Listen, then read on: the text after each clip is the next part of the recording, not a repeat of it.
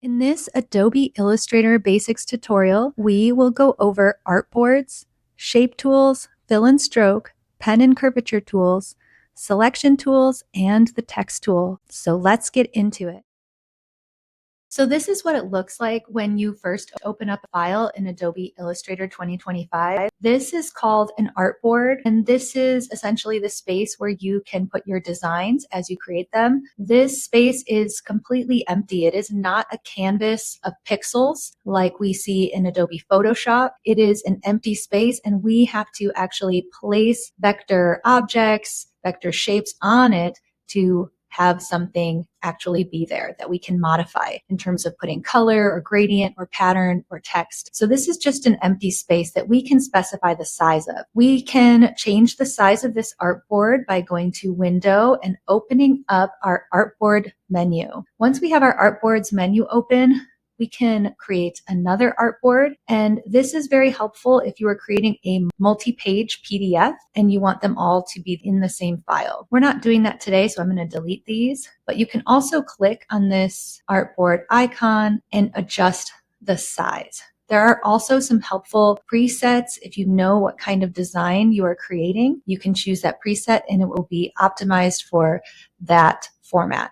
Another cool thing you can do is you can modify your artboard with the Artboard tool. So I'm coming over here, finding that artboard icon again, and I can adjust the size and ratio of my artboard in the moment while designing. Next, we'll get into creating some designs. We're going to start with the shape tools. This is the rectangle tool. When you hover over a tool in Adobe Illustrator, you can always see the shortcut for it. This is an M on your keyboard. If we give this tool a click, we can see that there are a number of tools as part of this menu here. So let's choose the rectangle tool. You can create rectangles by dragging and sliding. You can also hold down Shift and create a perfect square. We can also create some ellipses, and very similarly, if you hold down Shift, you can create a circle. So we'll move through these tools. The polygon tool, you're going to click once. This menu will come up, and then choose the number of sides you want on your polygon. So in this case, it's a hexagon, but I could make a triangle if I wanted to. We also have the star tool. This works similarly, that if I click, I can choose how many points on my star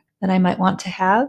We also have a line segment tool, and this works at different angles. If you hold down Shift, we can snap to 90-degree angles, 45, and 0. So that is the shape tools. We're going to get into adding more to this when we talk about the fill and stroke. In Adobe Illustrator, we do not have a paint bucket tool as we do in Adobe Photoshop, but we do have some familiar color tools like eyedropper, and we also have a color menu right here. If you look for the icon that looks like a paint palette, you can also find this color menu under Window and Color. And we see this icon over here where we have a square and a hollow outlined square. This square that is in front, this is our fill, which means we can fill the inside of a shape. And then the other one is our stroke, which is the outline of a shape. So I'm going to use my black arrow selection tool to select a shape. I'm going to come over here to fill and stroke on my toolbar. I'm going to double click and it will open up this color picker. I also have color swatches. So there are a lot of different options for choosing colors.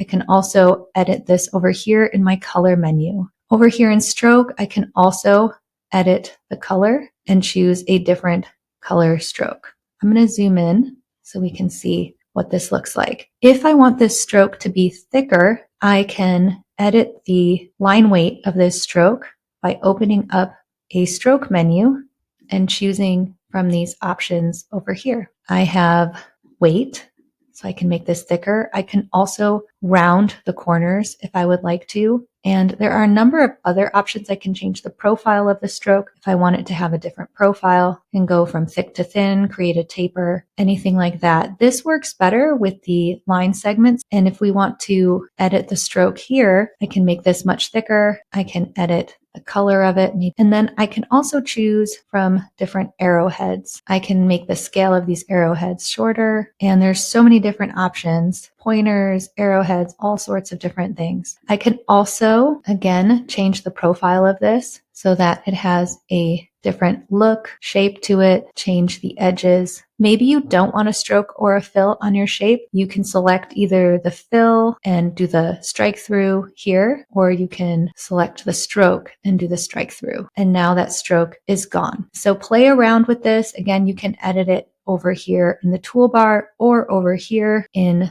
the color menu. As long as the shape is selected, you can make these edits. Next, we're going to talk about the pen and curvature tool. To use the pen tool, come over to your toolbar on the left, select the pen tool. You can also hit P on your keyboard as a shortcut. This tool is great for creating custom vector shapes. To create a straight line, you click and then drag and click again. You can hold down Shift to click along 45-degree angles, 180 and 90 degrees. To create curves, you click and then drag, and you'll see a handle come up, and this will help you adjust the direction and angle of your curve. Another way to do a curved line is to click and then click on your next point and hold down and then drag.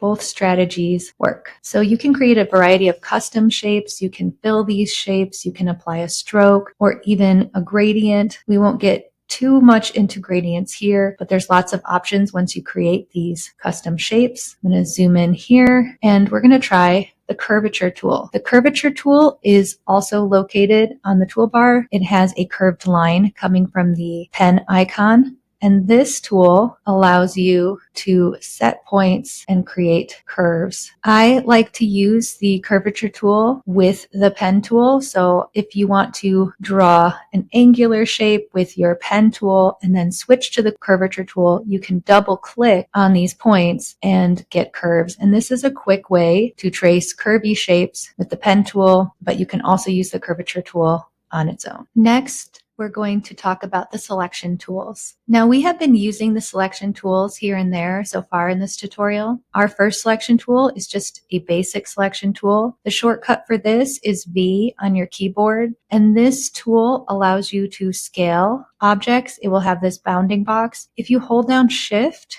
you can keep the scaling proportional, or you can warp and distort in your scaling. The other thing that this tool allows you to do is to select a number of objects and scale them together. You can also select all of the anchor points at once. It allows you to select everything. That way you can modify things like fill and stroke. The next selection tool is our direct selection tool, and the shortcut is A on your keyboard. This tool is really special because it allows us to make the finer adjustments to our vector objects. And I'm selecting this triangle, and here I can see the points in this triangle, and I actually can drag them around. I can also click a point and delete just that point. And to deselect in Illustrator, just click on the artboard. So I can just delete one point. When I do, I delete those two paths. I can also do some adjustments using what are called live edges. And if you see this bullseye shape, I can pull that and begin to curve it. I can curve all the live edges together if I have them all selected. So if I select all of them, holding down Shift to get all of them, I can select them all at once and create some unique shapes. This is particularly helpful when adjusting these custom paths that you draw with the pen tool.